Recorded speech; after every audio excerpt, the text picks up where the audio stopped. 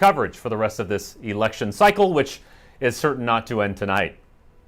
Right. Thanks for having me. All right, thank you. Well, there are a handful of advisory notes on the Washington ballot.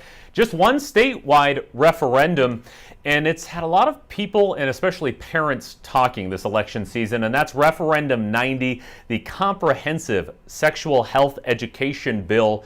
And looking at some numbers in it so far, it has 60% approval. In fact, the people behind Approve Referendum 90 are declaring victory in this one so far, a pretty wide margin, as once again, about 3/4 of registered voters have weighed in on this. Now, Referendum 90 has been more colloquially referred to as the kindergarten sex ed bill. And in the lead up to the election, a lot of discussion here about exactly what age-appropriate sex ed was for any age group, but specifically for that 6 to 7-year-old age group. And with some more on what has gone into Referendum 90, I'd like to bring in Andrew Bartlett. Andrew is a senior journalism and media production student at Washington State University, among the many at WSU's Murrow College who's been watching this election cycle very closely.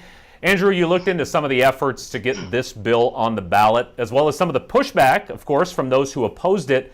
What did you find out? Yeah, thanks, Matt. The Approve 90 campaign really says that this bill's data-driven.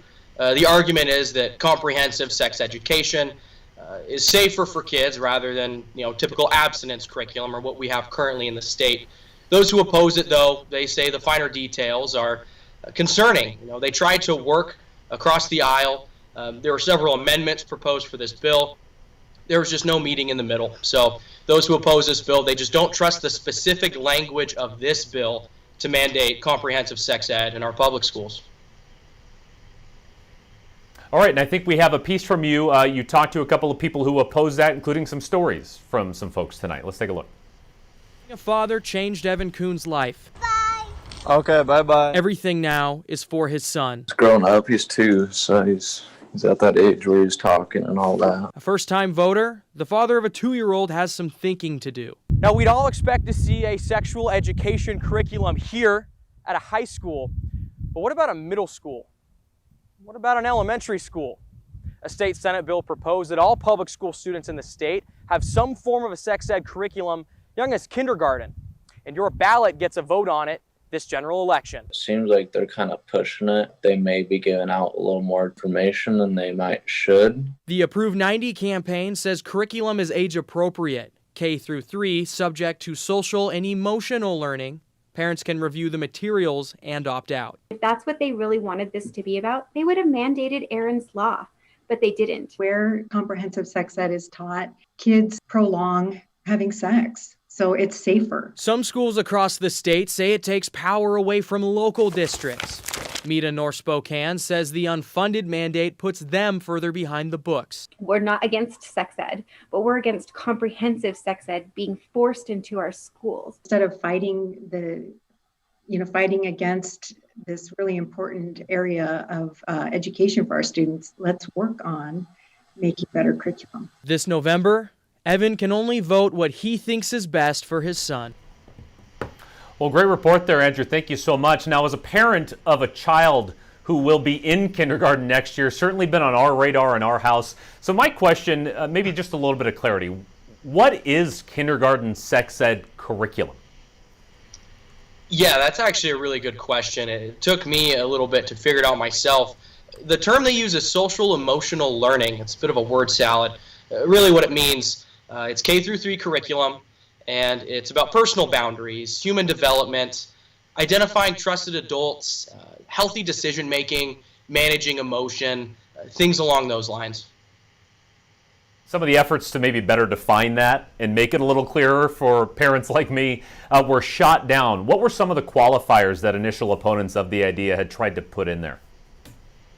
Yeah, that's another great question, actually. So social emotional learning, by definition, sounds very appropriate by reasonable standards.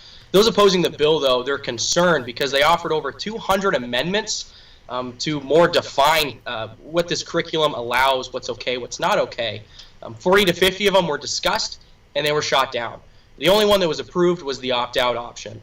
Just 3 in front of me that I can reference quickly. They wanted to ban sex ed curriculum, materials, and instruction and other coursework. With this bill, there is nothing banning English class from having this material leak over into it. So you can opt your kid out of the structured curriculum, but you can't opt them out of English class, and nothing stops that. Moreover, grade level learning objectives posted on school websites and made public. Right now, if you want to know the objective of your kindergartner or third grader in this curriculum, they don't legally have to supply the learning objectives to you. And I guess lastly, a good one for older students, how to recognize online predators, danger signs, sex trafficking. It's almost like virtual Aaron's Law, I guess is a good euphemism for it. Resources to report these. That was also denied as well. So you can see people on either side arguing for, moral reasons or over content, but really sort of people in the middle who maybe lean right a little bit.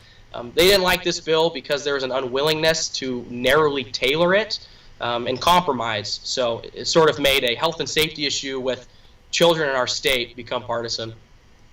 All right, well, thank you very much, Andrew, for that report. Great work there. And I'm guessing, like a number of things in this election, this is probably not the last we will discuss Referendum 90 before it's enacted. We appreciate your perspective there. Well, let's bring Michael Ritter and Ben Calabretta back into the discussion here. We just heard number